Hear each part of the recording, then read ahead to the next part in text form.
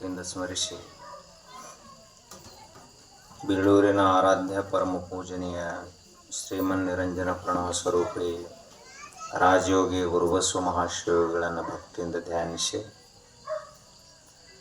ಜಗದ್ಗುರು ಸಿದ್ಧಾರೂಢರಲ್ಲಿ, ಸದ್ಗುರು ಬಸವಾರೂಢರಲ್ಲಿ, ಈಶ್ವರಾನಂದ ಮಹಾಸ್ವಾಮೀಜಿಯವರಲ್ಲಿ ವಂದಿಸಿ ವೇದಿಕೆ ಮೇಲೆ ಉಪಸ್ಥಿತರಿದ್ದು ತಮ್ಮ ಪ್ರವಚನವನ್ನು ನೀಡಿರುವ ಹಿರಿಯರು ಅನುಭಾವಿಗಳಾದಂತಹ ಶಂಭುಲಿಂಗ ಶಾಸ್ತ್ರಿಗಳಲ್ಲಿ, ಹಾಗೆ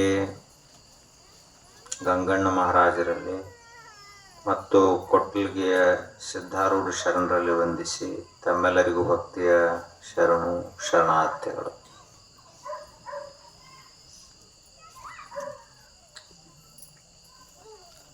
ಸಮಯ 9:30 ಆಯ್ತು. ಯಾವಾಗ ಬಿಡ್ತಾರ ಇದೇ ದುಃಖ, ಪ್ರವಚನನೇ ದುಃಖ ಆಗ್ಯದ. ಯಾಕೆ ಅಂದ್ರೆ ಬೇಸಿಗೆಯಾಗ ಬಾಳತಕ್ಕ ಕುಂಡ್ರುದು ಕಷ್ಟ, ಕೆಳಗೆ ತಟ್ಟ ಹಸ್ಯಾರ, ಅದು ಕಾವ ಮ್ಯಾಲಿಂದ ಕಾವ, ಜಳ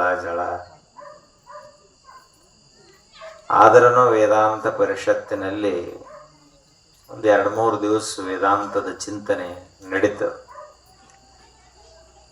ನೀವೆಲ್ಲರಿ ಈಗ ಒಂದು 2-3 ದಿವಸ ಬಂದ್ರಂದ್ರೆ ಏನು ತಿಳಿಯಂಗೇ ಇಲ್ಲ. ಯಾಕಂದ್ರೆ ವೇದಾಂತದ ವಿಷಯ ಅಂತಿಮ, ಇದು ಮೋಕ್ಷ ಅಂದ್ರೆ ಪರಮ ಪುರುಷಾರ್ಥ, ಕೊನೆಯ ಪುರುಷಾರ್ಥ. ಮನುಷ್ಯನ ಅತ್ಯಂತ ಪ್ರಬಲವಾದ ಶಕ್ತಿಯನ್ನು ಬಳಸಿ ಮನುಷ್ಯ ಆ ಪುರುಷಾರ್ಥವನ್ನು ಸಾಧಿಸಬೇಕಾಗ್ತದೆ. ಪ್ರಪಂಚ ಮಾಡ್ಬೇಕಂದ್ರೆ ಏನಪ್ಪ, ಕರ್ಮೇಂದ್ರಿಯಗಳು, ಜ್ಞಾನೇಂದ್ರಿಯಗಳು, ಮನಸ್ಸ, ಬುದ್ಧಿ ಎಲ್ಲ ನಿಯಂತ್ರಣದಾಗಿರ್ಬೇಕಂತ ಹಿಂಗೇನು ನಿಯಮ ಇಲ್ಲ.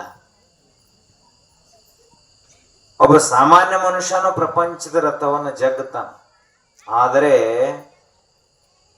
ಈ ಮೋಕ್ಷ ಅನ್ನುವ ಪುರುಷಾರ್ಥವನ್ನು ಸಾಧಿಸಬೇಕಾದ್ರೆ ಮಾತ್ರ ಸರ್ವೇಂದ್ರಿಯಗಳನ್ನು ನಿಗ್ರಹಿಸಿದಂತಹ ಮನುಷ್ಯನೇ ಇದಕ್ಕೆ ಅಧಿಕಾರಿ, ಉಳಿಕಿದವರಲ್ಲ.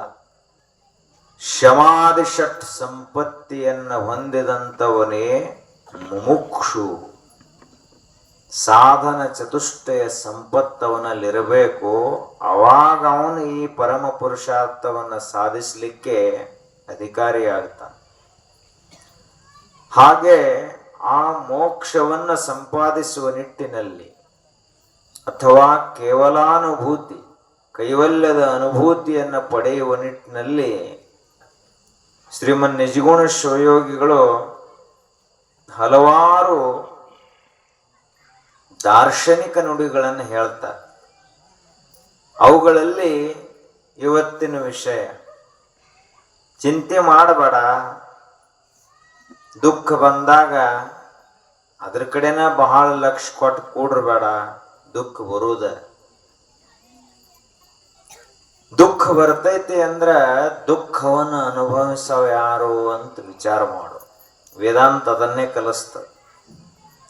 ರೋಗ ಬರ್ತದಂದ್ರ ರೋಗ ಯಾವುದಕ್ಕೆ ಬರ್ತದ? ಶರೀರಕ್ಕೆ ಬರ್ತದೆ, ಆತ್ಮನಿಗೆ ರೋಗ ಬರಂಗಿಲ್ಲ. ಹಸಿವು ತೃಷೆಗಳು ಪ್ರಾಣಕ್ಕೆ, ಅದೇ ರೀತಿಯಾಗಿ ಕಾಮ ಕ್ರೋಧಾದಿ ಷಡ್ ವಿಕಾರಗಳು ಮನಸ್ಸಿಗೆ. ಇದೆಲ್ಲವನ್ನ ನೀನು ನೋಡಾವೇನದಿಲ್ಲ. ನಿನಗ ಹಸಿವು ತೃಷೆಗಳು ಇಲ್ಲ, ಜನ್ಮ ಮರಣಗಳು ಇಲ್ಲ, ಕಾಮ ಕ್ರೋಧಾದಿಗಳು ಇಲ್ಲ, ದುಃಖನೂ ಇಲ್ಲ, ಸುಖನೂ ಇಲ್ಲ. ದ್ವಂದ್ವಾತೀತೋ ವಿಮತ್ಸರಃ. ನೀ ಏನದೀಪ ಅಂದ್ರ ಈ ಸುಖ ಮತ್ತು ದುಃಖ ಅನ್ನೋ ದ್ವಂದ್ವದಿಂದ ಮೀರಿದಂಥವದಿ. ನಿನಗ ಸುಖ ದುಃಖಗಳ ಸಂಬಂಧ ಇಲ್ಲ. ಇದೆಷ್ಟೇ ಕರ್ಮದ ಶರೀರ ಅದ ಅಂದ್ರೂ ಕೂಡ ನೀ ಇದಕ್ಕೆ ಸಾಕ್ಷಿಯಾಗಿ ನೋಡವ ಅಂತ ಭಾವಿಸಿಬಿಟ್ಟೆ ಅಂದ್ರೆ ಇದರ ಜಂಜಡ ನಿನಗಿಲ್ಲ. ಆದ್ರೆ ನಮ್ಮದೆಲ್ಲರದು ಪ್ರಜ್ಞಾಸ್ತರ ಅಂತ ಕರೀತಾರೆ ಅದಕ್ಕೆ ಅರವಿಂದ ಮಹರ್ಷಿಗಳು. ಅವ್ರೇನು ಹೇಳ್ತಾರಂದ್ರ, ಪ್ರತಿ ಒಬ್ಬ ಮನುಷ್ಯ ಅತ್ಯಂತ ಕೆಳಹಂತದ ಪ್ರಜ್ಞಾಸ್ತರದಲ್ಲಿ ಬದುಕ್ತಾನ. ಅದಕ್ಕಾಗಿ ಅವನು ದುಃಖಿಯಾಗ್ತಾನ, ಚಿಂತಾಕ್ರಾಂತನಾಗ್ತಾನ, ಭಯಕ್ಕೆ ಒಳಗಾಗ್ತಾನ. ಆದರೆ ಆ ಪ್ರಜ್ಞೆ ಏನದಲ್ಲ ಅದು ಅತಿಮಾನಸ ಪ್ರಜ್ಞೆಯಾಯಿತು, ವೈಶ್ವಿಕ ಪ್ರಜ್ಞೆಯಾಯಿತು, ವಿಶ್ವಾತ್ಮನ ಎತ್ತರದವರೆಗೆ ಏರಿತು ಅಂದ್ರೆ ಮನುಷ್ಯನೇ ದೇವರಾಗುತ್ತಾನ. ನಮ್ಮ ಪ್ರಜ್ಞಾದ ಲೆವೆಲ್ ಬಹಳ ಕಡಿಮೆ ಅದಾವ. ಅಂದ್ರ ನಮ್ಮ ವಿವೇಕ ಶಕ್ತಿ, ನಮ್ಮಲ್ಲಿರುವಂತಹ ತಿಳುವಳಿಕೆ, ನಮ್ಮಲ್ಲಿರುವಂತಹ ಜ್ಞಾನ, ಅರಿವಿನ ಮಟ್ಟ, ತಿಳಿವಿನ ಮಟ್ಟ ಬಹಳ ಕಡಿಮೆ ಅದ. ಹಿಂಗಾಗಿ ನಮಗ ಹಗಲ ರಾತ್ರಿ ಬರೇ ದುಃಖ, ಚಿಂತೆ, ತ್ರಾಸ ಇವ ಕಂಡು ಬರ್ತಾವ. ರಾಮಕೃಷ್ಣ ಪರಮಹಂಸರಿಗೆ ಕ್ಯಾನ್ಸರ್ ಆಗಿತ್ತು. ಆದ್ರೆ ಅದರ ಕಡೆಗೆ ಅವರ ಲಕ್ಷ್ಯ ಇರಲಿಲ್ಲ. ಅದ ಶರೀರದ ರೋಗ ಅಂತಿದ್ರು ಅವರು. ನನಗೇನಾಗಿಲ್ಲ ಅಂತ ಕ್ಯಾನ್ಸರ್ ಆದಂತ ಅವಸ್ಥಾದೊಳಗೆ ಸಹಿತ ದೇವಿಯ ಆರಾಧನೆಯನ್ನ ಮಾಡ್ತಾ ಇದ್ರು, ಭಕ್ತಿಯಲ್ಲಿ ಮುಳುಗಿ ಸಮಾಧಿಸ್ಥರಾಗ್ತಾ ಇದ್ರು. ಅಂದ್ರೆ ಎಂತ ಸ್ಥಿತಿ ಸಾಧಿಸಿರಬಾರದವರು.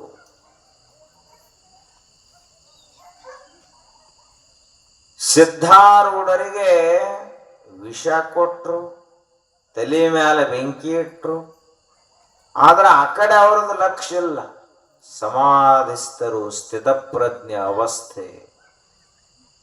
ದುಃಖೇಶ್ವನುದ್ವಿಗ್ನ ಮನಃ ಸುಖೇಶು ವಿಗತ ಸ್ಪೃಹ ವೀತರಾಗ ಭಯಕ್ರೋಧ ಸ್ಥಿತಧೇರ್ ಮುನಿರುಚ್ಯತೆ. ಒಬ್ಬ ಸ್ಥಿತಪ್ರಜ್ಞ ಮಹಾತ್ಮರು ಹೆಂಗಿರ್ತಾರಂದ್ರ ಎದಕ್ಕನೂ ಸ್ಪಂದಿಸಂಗಿಲ್ಲ. ಅವರು ಸುಖ ಬಂದ್ರೆ ಹಿಗ್ಗಂಗಿಲ್ಲ, ದುಃಖ ಬಂದ್ರ ಉದ್ವಿಗ್ನ ಆಗಂಗಿಲ್ಲ. ಇವೆರಡರಲ್ಲಿಯೂ ಕೂಡ ತೊಳಲದೆ ತಮ್ಮೊಳಗ ತಾವು ಮುಳುಗಿ ಆತ್ಮಾನಂದದಲ್ಲಿ ಮುಳುಗಿ ಸ್ಥಿತಪ್ರಜ್ಞರಾಗಿರ್ತಾರ. ಹೀಗಾಗಿ ಈಗೇನ್ ನಿಜಗುಣ ಶಿವಗಳು ಹೇಳ್ಯಾರ ಅದು ನಮ್ಮ ಲೆಕ್ಕದಾಗ ನಾವೆಲ್ಲ ಬರೀ ತ್ರಾಸ ತ್ರಾಸ ತ್ರಾಸ ಅಂತಂತೀವಿ. ಅದಕ್ಕೆ ಸರಳ ನೀತಿ ಮಾತು ಹೇಳ್ಯಾರ ಅವ್ರು. ನೀತಿ ಕ್ರಿಯಾಚಾರ್ಯ ಸ್ಥಳದ ಮಾತು ಏನ್ ಹೇಳ್ಯಾರ?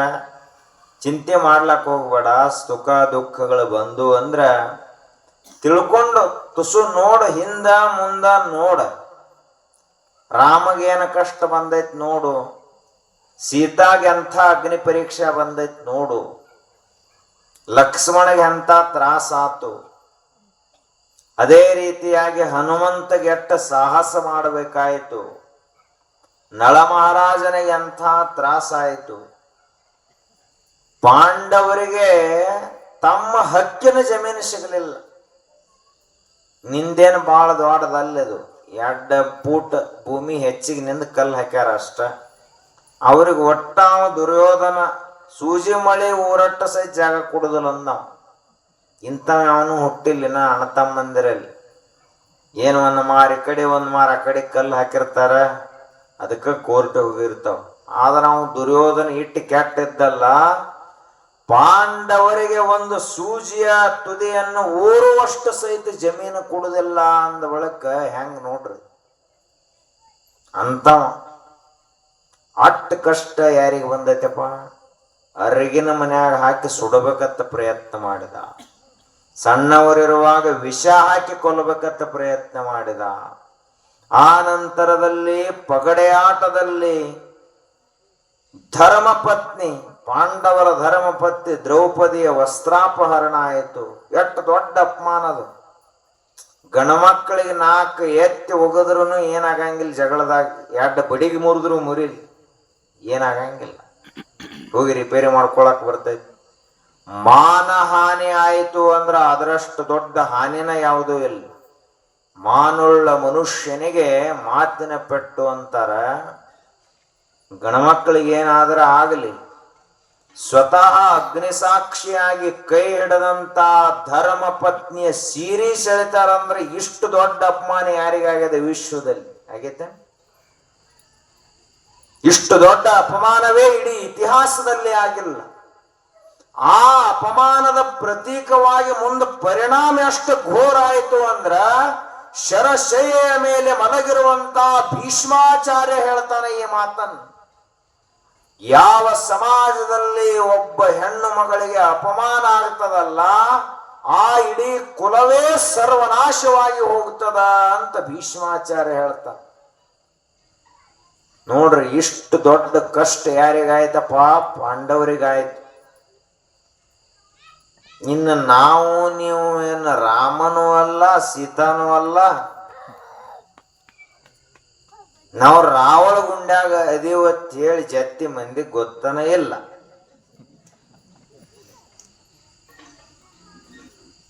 ನಾವು ಹುಟ್ಟಿ 80 ವರ್ಷ ಆದ್ರೂ ಮಗ್ಗಲ ಹಳ್ಳಿಗೆ ನಮ್ಮ ಹೆಸರು ಗೊತ್ತಿಲ್ಲ. ಇದ ಊರಾಗ ಎಷ್ಟೋ ಮಂದಿಗೆ ಇವ ಅದಾನತ್ತ ಗೊತ್ತಿಲ್ಲ. ಅಂಥದ್ರಾಗ ತ್ರಾಸ ಬರುವರೇನು ಅಂತಾವ್ ಬರ್ತಾವ, ಸಣ್ಣ ಪುಟ್ಟು ಬರ್ತಾವ. ನೀವು ಮನೆಗೆ ಹೋಗೋದ್ರಾಗ ಅವ್ರು ಅಡಿಗೆ ಮಾಡಿರೋದಿಲ್ಲ, ಇದ ದೊಡ್ಡ ತ್ರಾಸ. ಇನ್ನ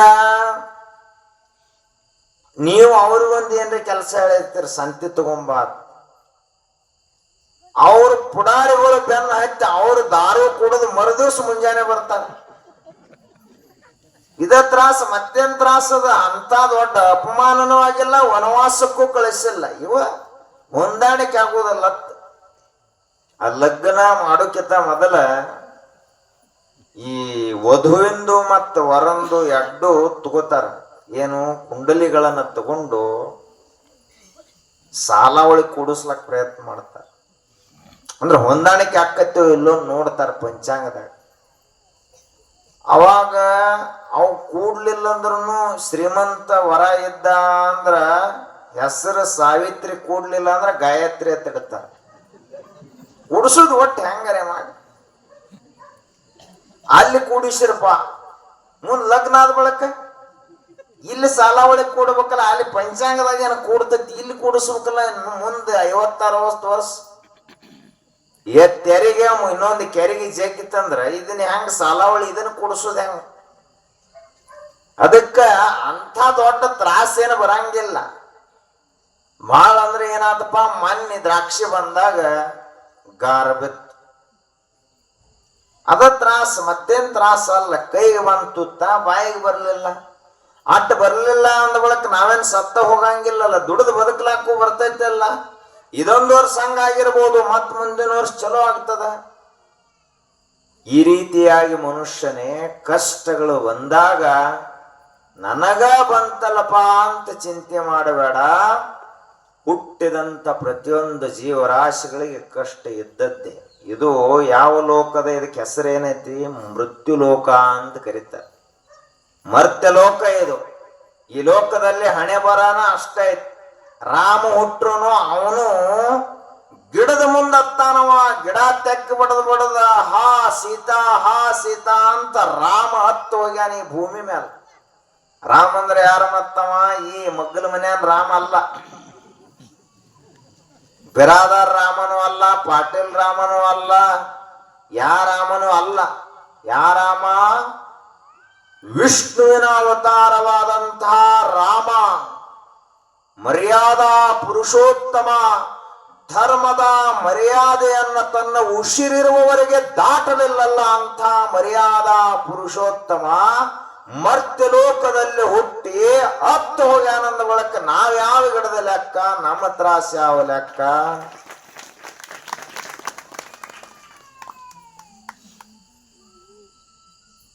ಇನ್ನು ಸೀತಾಗ ಅಗ್ನಿ ಪರೀಕ್ಷೆ ಎಂಥದ್ ನೋಡ್ರಿ. ಸ್ವತಃ ಯಾರನ್ನ ಕೈ ಹಿಡಿದು ಬಂದಿದ್ಲಲ್ಲ ಸೀತಾದೇವಿ, ಅಂತಹ ಪತಿಯೇ ರಾಮಚಂದ್ರನೇ ಏನ್ ಹೇಳತ್ತಾನ? ನೀನು ಇನ್ನೊಬ್ಬರ ಮನೆಯಲ್ಲಿ ಒಂದು ವರ್ಷಗಟ್ಲೆ ಅದಿ ಅಂದ ಬಳಿಕ ಶುದ್ಧತೆ ಹೆಂಗ್ ಹೇಳೋದು ಅಂತಂದವ ರಾಮ. ಈ ಮಾತು ಯಾರೇ ಅಂದ್ರ ನಡೀತದ, ಸ್ವತಃ ಕೈ ಹಿಡದಂತ ಪತಿ ಹೇಳತ್ತ. ಅವಾಗ ಋಷಿಗಳು ಹೇಳಿದ್ರು, ಹಾಗಾದ್ರೆ ಏನ್ ಮಾಡೋದು? ಅಗ್ನಿ ಸಾಕ್ಷಿಯಾಗಿ ನೀ ಕೈ ಹಿಡದದೆ ಅಂದ ಬಳಕ ಅಗ್ನಿ ಪರೀಕ್ಷೆ ಆಗೇನ ಈಗ ಒಪ್ಕೋಬೇಕು ಅಂತಂದ. ಅಲ್ಲೇ ಅಗ್ನಿಯನ್ನ ಪ್ರಜ್ವಲಿಸಲಾಯಿತು. ಅವಾಗ ಸೀತಾದೇವಿ ಅಂದ್ಲು, ನಾನು ಪರಮಾತ್ಮನ ಪಾದ ಸಾಕ್ಷಿಯಾಗಿ ಶ್ರೀರಾಮಚಂದ್ರನಲ್ಲದೆ ಇನ್ನೊಬ್ಬ ಪುರುಷನನ್ನ ಕೆಟ್ಟ ದೃಷ್ಟಿಯಿಂದ ನೋಡಿದೆನಾದರೆ ನಾ ಇಲ್ಲೇ ಸತ್ತು ಹೋಗ್ಲಿ, ಅಗ್ನಿಯಲ್ಲಿ ಸುಟ್ಟು ಹೋಗ್ಲಿ ಅಂತ ಕೇಳ್ಕೊಂಡ್ಲು. ಆದರೆ ಅಗ್ನಿ ಎಂದು ಸುಳ್ಳು ಹೇಳಂಗಿಲ್ಲ. ಸೀತಾದೇವಿಗೆ ಏನೂ ಆಗಲಿಲ್ಲ, ಹೆಂಗಿದ್ಲು ಹಂಗ ಹೊರಗೆ ಬಂದಲ್ಲ. ಅಗ್ನಿ ಪರೀಕ್ಷೆಯಲ್ಲಿ ಪಾಸ್ ಆಗಿ ಬಂದ್ಲು ಸೀತಾದೇವಿ.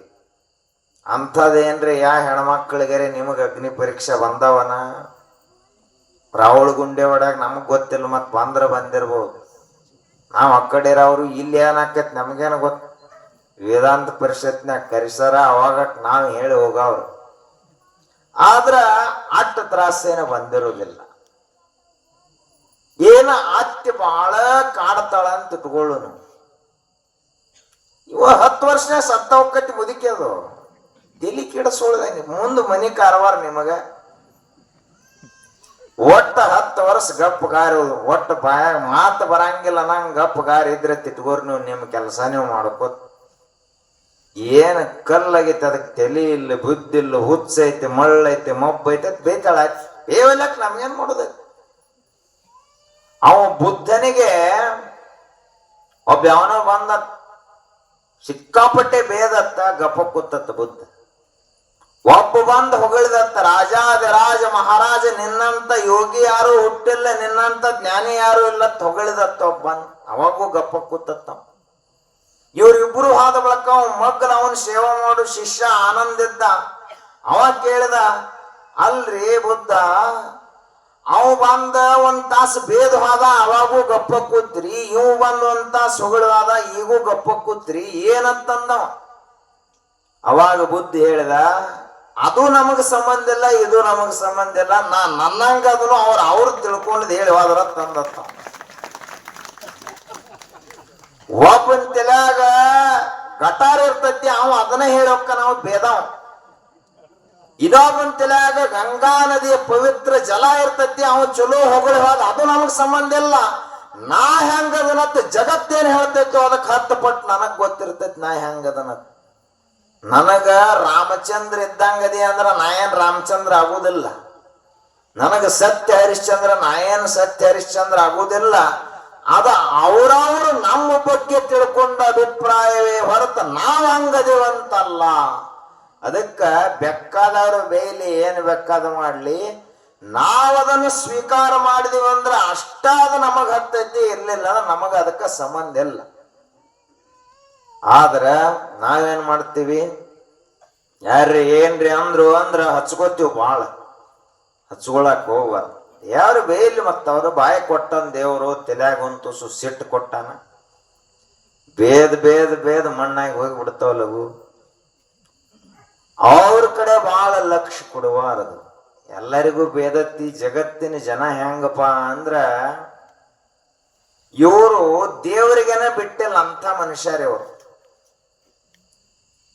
ಅವ್ರು ಹೇಳ್ತಾರ, 5 ತೆಂಗಿನಕಾಯಿ ಹೊಡಿತು ನಮ್ಮ ಆಸಿಗೆ, ನಮ್ದು ಎಮ್ಮೆ ಹಿಂಡಂಗ ಆಗ್ಬೇಕತ್ತಾರ ಇವರು. ಅದು ಜರ ಹಿಂಡ್ಲಿಲ್ಲ ಅಂದ್ರ ಕಲ್ಲೈತಿ ದೇವ್ರ ತರ. 5 ತೆಂಗಿನಕಾಯಿ ಹೊಡೆದ್ರು ನಮ್ ಎಮ್ಮೆ ಹಿಂಡುದಾಗಲ್ದ ದೇವರಿಗೆ. ಏನ್ ದೇವರಲ್ಲಿ ತಾಕತ್ ಹೋಗೈತಿ, ಈಗ ಮೂರ್ತಿ ಕಲ್ಲಾಗೈತಿ ಅಂತ ಹೇಳ್ತಾರೆ ಇವರು. ದೇವರಂತ ದೇವರಿಗೆ ಬಾಯಿಗೆ ಬಂದಂಗ ಬೈಯುವಂತ ಈ ಅಜ್ಞಾನ ಜನರ ನಡುವೆ, ತಿಳುವಳಿಕೆ ಇರಲಾರದಂಥ ಜನರ ನಡುವೆ ಏನರೆ ಅಂದ್ರ ಅಟ್ಯಾಕ್ ತಲೆ ಕೆಡಿಸ್ಕೋತಿ, ಏನರೆ ತ್ರಾಸ ಆದ್ರ ಅಟ್ಯಾಕ್ ತಲೆ ಕೆಡಿಸ್ಕೋತಿ. ತ್ರಾಸ ಬಂದಷ್ಟು ಮನುಷ್ಯ ಗಟ್ಟಿ ಆಗ್ತಾನೆ. ಇದು ವೈಶ್ವಿಕ ಸತ್ಯ. ಇದು ಬಿಸಿಲು ಎಷ್ಟು ಬಡಿತೈತ್ಲ ಅಷ್ಟು ಗಿಡ ಹಸಿರು ಹೆಚ್ಚಾಗ್ತೈತಿ, ಹೆಚ್ಚು ಫಲ ಕೊಡ್ತೈತಿ. ಇಲ್ಲಪ್ಪ ಒಟ್ಟ ನೆಳ್ಳಾಗನ ಐತಿ ಅಂದ್ರೆ ಎಲಿ ಹಳದಿಯಾಗಿ ಉದುರಿ ಗಿಡನೂ ಒಣಗಿ ಹೋಗ್ತೈತಿ. ಬಿಸಿಲು ಬಡಿಯಬೇಕು, ಗಾಳಿ ಬೀಸಬೇಕು, ಅವಾಗ ಬೇರೆ ಗಟ್ಟಿ ಅಕ್ಕವು. ಗಾಳಿಲ್ಲ ಏನಿಲ್ಲ ಅಂದ್ರ ಅವು ಬೇರ ನೇರವಾಗಿ ಹೋಗ್ತಾವ, ಮಗ್ಗಲು ಹೋಗಂಗಿಲ್ಲ, ಗಟ್ಟಿ ಆಗಂಗಿಲ್ಲ. ಆದ್ದರಿಂದ ಸುಖ ದುಃಖಗಳ ಗಾಳಿ ಬಿಡಬೇಕು, ಬಿರುಗಾಳಿ ಬಿಡಬೇಕು.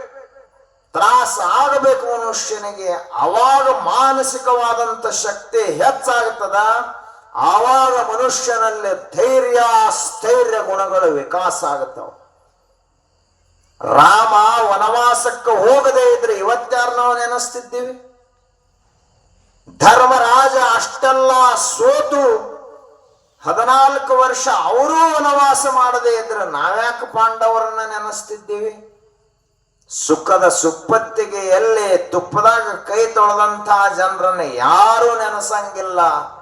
ಯಾರ ಕಷ್ಟದಲ್ಲಿ ಕರಿಗೊಂಡು ತಾಪತ್ರಯಗಳಿಗೆ ಒಳಗಾಗಿ ಮಾನಸಿಕವಾದಂತ ಸಮತೋಲನವನ್ನು ಸಾಧಿಸಿರ್ತಾರಲ್ಲ ಅಂಥವರನ್ನ ನೆನೆಸ್ತದ ಜಗತ್ತು. ಅದಕ್ಕಿದೆಲ್ಲ ಬರೋದನ್ನ ಇದೇನು ಬಹಳ ದೊಡ್ಡದಲ್ಲ, ಇದೇನು ನಮಗ ಬಂದೈತಪ್ಪ ಹಿಂಗೇನಲ್ಲ. ಅವ ಶನಿ ಎತ್ತು ಒಬ್ಬ ದೇವ್ರನ್ನ ಮಾಡ್ಯಾರ.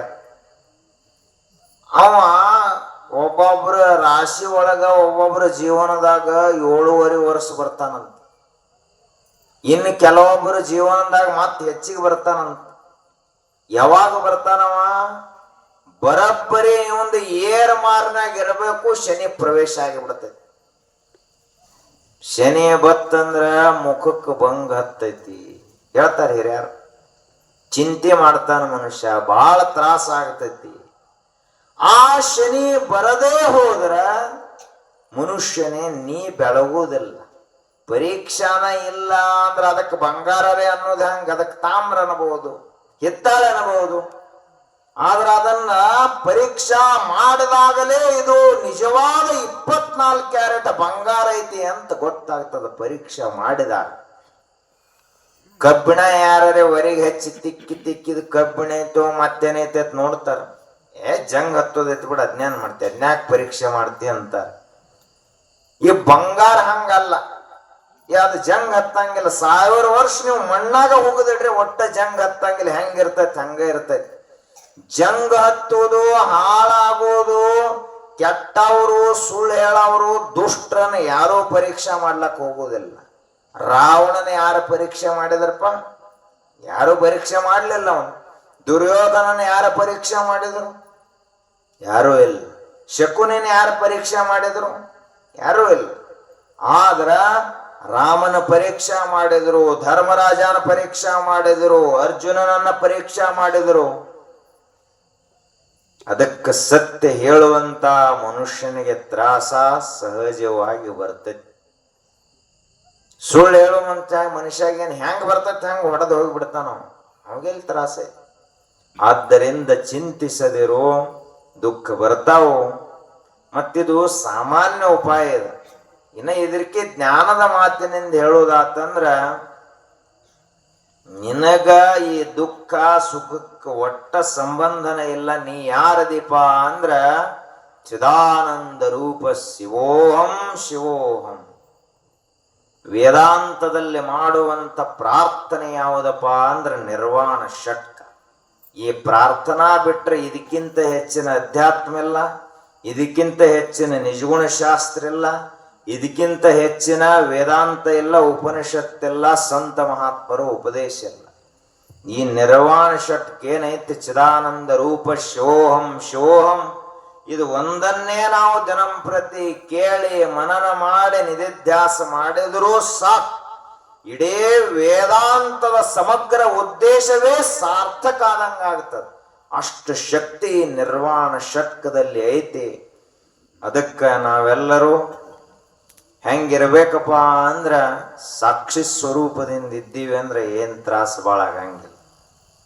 ಈ ಸಂತ ಮಹಾತ್ಮರು ಇದು ಲೋಕದ ಜಂಜಾಡ ಹಿಂಗಿರುವುದನ ಇದೆ. ವೇದಾಂತದ ಪರಿಭಾಷೆಯಲ್ಲಿ ಹೇಳ್ತಾರ, ವ್ಯಾವಹಾರಿಕ ಸತ್ತ, ಪ್ರಾತಿಭಾಸಿಕ ಸತ್ತ, ಪಾರಮಾರ್ಥಿಕ ಸತ್ತ, ಇವು 3 ಸತ್ತಗಳನ್ನು ಹೇಳ್ತಾರೆ. ನಾವೆಲ್ಲ ಸಾಮಾನ್ಯವಾಗಿ ವ್ಯಾವಹಾರಿಕ ಸತ್ತಾದಾಗ ಅದೀವಿಗೆ ಸದ್ಯ. ಇದು ಯಾವಾಗಲೂ ದ್ವಂದ್ವಮಯ ಪ್ರಪಂಚ, ನೆಗ್ಗಿನ ಮುಳ್ಳಿದ್ದಂಗತ್ತ ಪ್ರಪಂಚ ಅಂದ್ರೆ. ಅವು ಎರಡೂ ಸಮಾನ ಅದಾವಪ್ಪ, ಅಲ್ಲಿ ಮುಳ್ಳಿಲ್ಲ ತಿಂಗಲ್ಲ. ಒಂದು ಮ್ಯಾಲ ಅನ್ನೋದ್ರ ತೆಳಗಾಡಿರ್ತಾವ, ಮತ್ ಹಿಂಗ್ ಹೋಗಿದ್ರೆ ಮತ್ತೊಂದು ಮ್ಯಾಲ ಇರೋದನೇ ಇದೆ. ಎಂದೂ ಸಮ ಆಗಂಗಿಲ್ಲ, ಎಂದೂ ಇಲ್ಲಿ ಸುಖ ಶಾಂತಿ ಇಲ್ಲ ವ್ಯಾವಹಾರಿಕ ಸತ್ತಾದೊಳಗೆ. ಪ್ರಾತಿಭಾಸಿಕ ಸತ್ತ ಅಂದ್ರೆ ಈ ಪ್ರಪಂಚದ ಜೆರಾಕ್ಸ್ ಕಾಪಿ, ಅದು ಕನಸು. ಇನ್ನು ಪಾರಮಾರ್ಥಿಕ ಸತ್ತ ಅಂದ್ರ ಅದು ಆತ್ಮಸತ್ತ, ಪರಮಾತ್ಮ ಸತ್ತ, ಅದೆಂದಿಗೂ ಬದಲಾಗಂಗಿಲ್ಲ, ಇದ್ದಂಗ ಇರ್ತೈತಿ. ಆ ಸತ್ತಾದ ಸಾಕ್ಷಾತ್ಕಾರ ನಮಗಾಯಿತು ಅಂದ್ರೆ ನಾವು ಮುಕ್ತರಾಗ್ತೀವಿ. ಅವಾಗ ಸುಖನೂ ಇಲ್ಲ, ದುಃಖನೂ ಇಲ್ಲ, ಜನ್ಮ ಇಲ್ಲ, ಮರಣ ಇಲ್ಲ. ಹೀಗಾಗಿ ನಾವೆಲ್ಲರೂ ಕೂಡ ನಮ್ಮ ಇಡೀ ಜೀವನದ ಉದ್ದೇಶ ಏನಾಗಬೇಕಪ್ಪ ಅಂದ್ರೆ ಪಾರಮಾರ್ಥಿಕ ಸತ್ತಾದೊಳಗೆ ನಾವು ನಿಲ್ಲಂಗಾಗಬೇಕು. ತದಾ ದೃಷ್ಟು ಸ್ವರೂಪೇ ಅವಸ್ಥಾನಂ, ತನ್ನ ಸ್ವರೂಪದಲ್ಲಿ ತಾನು ನಿಲ್ಲಂಗಾಗಬೇಕು. ಅದು ನಮ್ಮ ಇಡೀ ಜೀವನದ ಗುರಿ. ಅದನ್ನು ನಾವು ಸಾಧಿಸಬೇಕು. ಇಲ್ಲಿ ಯಾರು ನಮ್ಮವರಿಲ್ಲ, ಖರೆ ಯಾರು ನಮ್ಮವರಿಲ್ಲ ಈ ಜಗತ್ತಿನಾಗ. ಎಲ್ಲ ಬಂದವರು ಅದಾರ, ಸಂತಿ ಮಂದಿದು. ಕೇಳಾರ್ದ ಅವ್ರವ್ರ ಸಂತಿ ಮುಗಿಸ್ಕೊಂಡು ಹೋಗಿಬಿಡ್ತಾರ. ಮಕ್ಕಳು ತಮ್ಮ ಸಂತಿ ಮಾಡ್ಕೊಳಕ್ಕ ಬಂದಾರ, ಮೊಮ್ಮಕ್ಕಳು ತಮ್ಮ ಸಂತಿ ಮಾಡ್ಕೊಳಕ್ಕ ಬಂದಾರ. ಅಕ್ಕ ತಂಗಿ ತಮ್ಮ ಹಳ್ಯ ಮಾವ ಎಲ್ಲ ಅವ್ರವ್ರ ಸಂತಿ ಮಾಡ್ಕೊಳಕ್ ಬಂದವರು ಅವರು. ಆದ್ರೆ ಇವರು ಯಾರು ನಮ್ಮವರಲ್ಲ. ನಮ್ಮವರು ಯಾರಪ್ಪ ಅಂದ್ರೆ ನಮ್ಮ ಆತ್ಮ ಸ್ವರೂಪವೇ ನಮ್ಮವರು. ಅದನ್ನು ಬಿಟ್ರೆ ಇಲ್ಲಿ ಯಾರು ನಮ್ಮವರಿಲ್ಲ. ಈ ಭಾವನೆ ನಮ್ಮಲ್ಲಿ ದೃಢಗೊಂಡು ಅಧ್ಯಾತ್ಮ ಗಟ್ಟಿಗೊಳ್ಳಲಿ. ನಾವೆಲ್ಲರೂ ಮುಮುಕ್ಷುಗಳಾಗಿ, ಅಭ್ಯಾಸಿಗಳಾಗಿ, ಅನುಭಾವಿಯಾಗಿ ಆರೂಢರಾಗಬೇಕು. ಅದುವೇ ಆರೂಢ ಸಂಪ್ರದಾಯ. ಇಟ್ಟು 4 ಹಂತದವೆ: ಮುಮುಕ್ಷು, ಅಭ್ಯಾಸಿ, ಅನುಭಾವಿ, ಆರೂಢ. ಆರೂಢರಾಗುವುದಕ್ಕೆ ಇವು 3 ಹಂತ. ಮೊದಲನೇದ ಮುಮುಕ್ಷು, ಬಂದ ಪ್ರವಚನ ಕೇಳೋದು, ತಿಳ್ಕೊಳಕ್ ಪ್ರಯತ್ನ ಮಾಡೋದು. ಎರಡನೇದ ಅಭ್ಯಾಸಿ, ಅದರ ಕುರಿತಾಗಿ ನಿರಂತರ ಮನನ ಮಾಡೋದು. ಮೂರನೇದ್ದು ಅನುಭಾವಿ, ಆ ಸ್ಥಿತಿಯ ಅನುಭೂತಿಯನ್ನು ಪಡೆಯುವುದು. 4ನೇದ ಅಲ್ಲೇನ ಸ್ಥಿತರವಾಗಿ ನಿಂತು ಬಿಡೋದು. ಸಿದ್ಧಾರೂಢರು, ಸಿದ್ಧಾರೂಢರು ಆ ಸ್ಥಿತಿಯಲ್ಲಿ ಅವರು ವಿರಾಜಮಾನರಾದಂಥವ್ರು. ಹಿಂಗಾಗಿ ಅವ್ರಿಗೆ ಏನೂ ಪರಕ್ ಬೀಳಲಿಲ್ಲ. ಬಂಗಾರ ಕಿರೀಟ ಇಟ್ಟು ಪೂಜೆ ಮಾಡಿದ್ರು ಗಪ್ಪ ಎದ್ರು, ಕಿರೀಟ ಇಡ್ಲಾರ್ದ ಇದ್ರು ಗಪ್ಪನ ಎದ್ರು, 2-4 ಬೇದ್ರು ಗಪ್ಪಿದ್ರು, ಬಡದ್ರು ಗಪ್ಪಿದ್ರು. ಯಾಕೆ ಅಂದ್ರೆ ಅದು ಆರೂಢ ಸ್ಥಿತಿ. ಅಂಥ ಸಿದ್ಧಾರೂಢರ ಪವಿತ್ರವಾದಂಥ ಮಠ ರಾವಳಗುಂಡೇವಾಡಿಯಲ್ಲಿ ಐತನ್ನೋದೇ ಒಂದು ಪುಣ್ಯ. ಬಸವಾರೂಢ ಮಹಾಸ್ವಾಮಿಗಳಿಲ್ಲಿ ಬಂದು ನಿಮ್ಮನ್ನೆಲ್ಲ ಸಂಘಟನೆಯನ್ನು ಮಾಡಿ ಈ ಮಠ ಸ್ಥಾಪನೆಗೆ ಕಾರಣೀಕರ್ತರಾದರು. ಆ ನಂತರ ಈಶ್ವರಾನಂದ ಮಹಾಸ್ವಾಮೀಜಿಯವರು ಬಂದರು. ವೇದಾಂತ ಪರಿಷತ್ತುಗಳು ಕೂಡ ಇಲ್ಲಿ ನಡೀತಾ ಇದ್ದಾವ. ಇದೊಂದು ಅತ್ಯಂತ ಹರ್ಷದ ಸಂಗತಿ. ಈ ದೊಡ್ಡ ದೊಡ್ಡ ಜಾತ್ರೆ ಮಾಡ್ತಾರಲ್ಲ, ಅಲ್ಲಿ ಏನರೇ ಆಗೋದೈತಿ, ಏನೂ ಇಲ್ಲ. ಅಲ್ಲಿ ಜಾತ್ರೆಯಾಗ ಏನಿರ್ತೈತಿ? ಗದ್ದಲ. ಸಂತಿಯದ ಅತಿ ದೊಡ್ಡ ರೂಪನ ಜಾತ್ರೆ ಈಗಿನ ಕಾಲದಾಗ. ಅಲ್ಲಿ ಮಾರ್ಕೆಟ್ ಇರ್ತೈತಿ. ದೊಡ್ಡ ಜಾತ್ರೆ ಮಾಡೋದ್ರಿಂದ ನಮಗೇನು ಲಾಭ ಆಗುವುದಿಲ್ಲ. ಇಂಥ ವೇದಾಂತ ಪರಿಷತ್ತಿನಂತ ಆಧ್ಯಾತ್ಮಿಕ ಉತ್ಸವ ಮಾಡೋದ್ರಿಂದ ಎಲ್ಲರಿಗೂ ಲಾಭ ಅದ. ನಮಗೆ ಲಾಭ ಆಕೈತೆ, ಎಲ್ಲರಿಗೂ ಆತ್ಮ ಲಾಭ ಆಗ್ತದೆ. ಹೀಗಾಗಿ ಇದು ಹೀಗೆ ಉತ್ತರೋತ್ತರವಾಗಿ ವೇದಾಂತ ಪರಿಷತ್ ಬೆಳಕೋತ ಹೋಗ್ಲಿ. ನೀವೆಲ್ಲ ಏನು ಇವತ್ತು ಮುಂದೆ ಕೂತ್ ಕೇಳತ್ತೀರಿ, ನೀವ ಇಲ್ಲಿ ಕೂತ್ ಹೇಳಂಗಾದ್ರಿ ಅಂದ್ರೆ, ಹೇಳಿದ್ದನ್ನ ಆಚರಿಸುವಂಥವರಾದ್ರಿ ಅಂದ್ರೆ ಈ ವೇದಾಂತ ಪರಿಷತ್ ಸಾರ್ಥಕ ಆಗ್ತೈತಿ. ಆ ರೀತಿಯಾಗಿ ತಾವೆಲ್ಲರೂ ಬೆಳೀರಿ.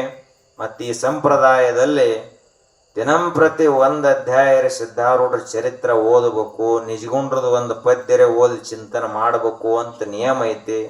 ಅದನ್ನ ನೀವೆಲ್ಲ ಚಾಚು ತಪ್ಪದೆ ಪಾಲಿಸ್ರಿ. ಯಾಕೆ ಅಂದ್ರೆ ಅವ್ರ ಚರಿತ್ರೆ ಓದ್ರೆ ಅವ್ರು ಹೆಂಗಿದ್ರಪ್ಪ ಅಂತ ಗೊತ್ತಾಗ್ತೈತಿ, ನಮಗೂ ಅಷ್ಟು ಪ್ರೇರಣೆ ಆಗ್ತೈತಿ. ನಿಜಗುಣ ಶಾಸ್ತ್ರ ಓದಿದ್ರೆ ನಾವು ಇನ್ನ ಎಷ್ಟು ದೂರದಿವತ್ತು ಗೊತ್ತಾಗ್ತೈತಿ. ನಿದ್ರೆ ಬಾರದಿದನ್ನ ಪರಿಭವ ದುಃಖ ಸಮುದ್ರವೆನಿಸುವ ಸಾಯಸವ ನೆನೆದು ಅಂತ ಹೇಳ್ತಾರೆ. ನಾವು ಅವರೇ ಗೊರಾಡಿಸಿ ನಿದ್ದೆ ಮಾಡ್ಕೋತ ಕೂತಿದ್ದೀವಿ ರಾವಳಗುಂಡೇವಾಡಿ. ಅವ್ರು ನಿಜಗುಂಡ್ರು ಹೇಳತ್ತಾರ, ನಿದ್ದಿನ ಬರವಲ್ದು ನನಗೆ, ಎಷ್ಟು ಇನ್ನ ಮುಂದೆ ಎಷ್ಟು ಹಿಂದದನು, ಎಷ್ಟು ಅಜ್ಞಾನದೊಳಗದನು, ಎಷ್ಟು ಜನ್ಮ ತಿರುಗುದು ಉಳ್ದೈತಿ, ಇನ್ನ ನನಗೆ ಮೋಕ್ಷನ ಆಗುವಲ್ದು, ಮನಸ್ಸು ನಿಯಂತ್ರಣಕ್ಕೆ ಬರವಲ್ದು ಅಂತ ಅವ್ರು ಹೇಳತ್ತಾರ. ನಾವರೇ ಏರ್ಲಿ ಬಿಡ ಅದೇನು ಮಾಡ್ತೇವೆ ನಾವು. ಅದಕ್ಕೆ ಹಂಗಾಗಬಾರದು. ಇದು ಇಡೀ ಸಮಗ್ರ ವೇದಾಂತ ನಮ್ಮ ಆಚರಣೆಗೆ ಬರಬೇಕು. ಅವಾಗ ನಾವು ಪರಮಾನಂದದಲ್ಲೆದ್ದು ಅಜರಾಮರವಾಗಿ ಉಳಿತೀವಿ. ಆ ರೀತಿಯಾದಂಥ ಸಾಧನೆಯನ್ನು ಕಲಿಸಿಕೊಟ್ಟಂಥ ಈ ಸಿದ್ಧಾರೂಢ ಮಠಕ್ಕೆ ನಿಮ್ಮ ಮಕ್ಕಳನ್ನೆಲ್ಲ ಕರ್ಕೊಂಡು ಬರ್ರಿ. ಮ್ಯಾಲಿಂದ ಮ್ಯಾಲ ನೋಡ್ರಿ ಅವ್ರ 3 ಮಂದಿ ಅಜ್ಜಾರ ಸತ್ಕಾರ ಆಯ್ತು. ದೇವ್ರಂದ್ರೆ ಬ್ಯಾರೆ ಅಲ್ಲ, ಸಿದ್ಧಾರೂಢ್ರಂದ್ರೆ ಬ್ಯಾರೆ ಅಲ್ಲ ಅಂತ ಪೂಜೆ ಮಾಡಿದಂಥವ್ರು ಅವರೆಲ್ಲ 3 ಮಂದಿ. ನೋಡ್ರಿ ಏನು ವಯಸ್ಸು ಎಷ್ಟಾಗೈತಿ, ಆದ್ರೂ ಎಷ್ಟು ಪೂಜೆ ಮಾಡ್ತಾರ. ಮತ್ ನಿಮಗೇನಾಗೈತಿ ಪೂಜೆ ಮಾಡ್ಲಕ್? ನಿಮ್ಗೇನ್ ಬ್ಯಾಡ ಅಂದಾರ? ಇಲ್ಲ ನೀವು ಬರ್ಲಾಕ್ ಹೋಗ್ಬೇಡ್ರಿ, ಪೂಜೆ ಮಾಡ್ಲಾಕ್ ಹೋಗ್ಬೇಡ್ರಿ ಅಂತ ಹೇಳ್ಯಾರನ್ನ. ಪೂಜಾ ಮಾಡ್ಲಾಕ್ ಇಟ್ಟಿಟ್ಟು ಹುಡುಗರು ಯಾವಾಗ ಮಠಕ್ಕೆ ಬರ್ತಾವಲ್ಲ ಅವಾಗ ನಿಜಕ್ಕೂ ಒಳ್ಳೆ ಸಂಸ್ಕಾರ ಭಾವಿ ಪೀಳಿಗೆಯನ್ನು ತಯಾರು ಮಾಡಿದಂಗ ಆಗ್ತದೆ. ಸಣ್ಣ ಸಣ್ಣ ಮಕ್ಕಳು ಮಠಕ್ಕೆ ಬರ್ಬೇಕು, ಆದ್ರೆ ನೀವು ಅವ್ರನ್ನ ಕಳ್ಸಂಗೆ ಇಲ್ಲಲ್ಲ.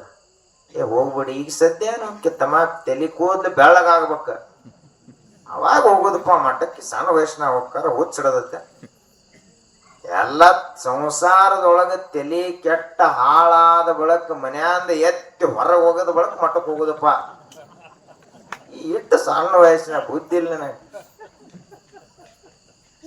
ಏನದು ವಯಸ್ಸಾದವ್ರು ಮಾಡುದಪ್ಪ ಪರಮಾರ್ಥ ಅಂದ್ರ? ಕಿವಿ ಕೇಳಿಸಿರಬಾರ್ದು, ಕಣ್ಣು ಕಾಣಿಸಿರಬಾರ್ದು, ಕಾಲ್ ನಿತ್ತಿರಬಾರ್ದು, ಶರೀರ ಗಡ ಗಡ ನಡಗ್ತಿರ್ಬೇಕು. ಮುಂದ್ ಕೂತವ್ರು ಸ್ವಾಮಿಗಳದಾರೋ ಮತ್ತೇನದಾರ ಗೊತ್ತಾಗಬಾರ್ದು, ಅವಾಗಪ್ಪ ಮಠಕ್ಕೆ ಬರೋದು. ಅದಕ್ಕ ಅದು ಪದ್ಧತಿ ಅಲ್ಲ. ಪದ್ಧತಿ ಯಾವುದು? ನಚಿಕೇತ 10-12 ವರ್ಷದವನಿರುವಾಗ ಯಮಧರ್ಮನ ಹತ್ತಿರ ಹೋಗಿ ಆತ್ಮವಿದ್ಯೆಯನ್ನು ಪಡೆದಂತ ದೇಶ ನಮ್ಮ. ಉದ್ಧಾಲಕ ಮುನಿ ಒಡ್ಡಿನಲ್ಲಿ ಮಲಗಿ ಗುರುಗಳು ಹೇಳ್ಯಾರಂದ್ರೆ ಇವತ್ತಿ ಒಡ್ಡಿನಲ್ಲಿ ನೀರು ಹರಿದು ಹೋಗಬಾರದು ಅಂತ ಒಡ್ಡದು ಒಡ್ಡಿನಾಗ ಮಲ್ಕೊಂಡು ಗುರು ಸೇವೆಯನ್ನ ಮಾಡಿದಂತ ಉದ್ಧಾಲಕ ಮುನಿಗಳ ನೆಲ ಭಾರತ. ಒಂದು ಮಣ್ಣಿನ ಮೂರ್ತಿಯನ್ನ ಮಾಡಿ ಬಿಲ್ವಿದ್ಯೆಯನ್ನು ಕಲಿತಂಥ ಏಕಲವ್ಯನ ನೆಲ ನಮ್ಮ ಭಾರತ. ಚನ್ನ ಮಲ್ಲಿಕಾರ್ಜುನನ ಒಲಿಸುವ ಸಲುವಾಗಿ ರಾಜ ಪದವಿಯನ್ನೇ ತಿರಸ್ಕಾರ ಮಾಡಿ ವೈರಾಗ್ಯ ತಾಳಿ ಹೋದಂತ ಅಕ್ಕ ಮಹಾದೇವಿಯ ನೆಲ ನಮ್ಮ ಕನ್ನಡ ನೆಲ.